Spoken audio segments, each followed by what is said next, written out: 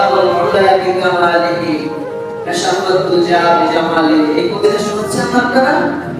শুনেছেন কবিতা?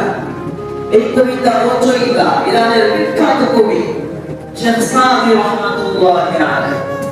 তিনি একবার দুর্ভিক্ষের কবলে পড়লেন, অভাব অনাটন, টাকা নাই, পয়সা নাই, পায়ে দেওয়ার মতো সুতার নাই।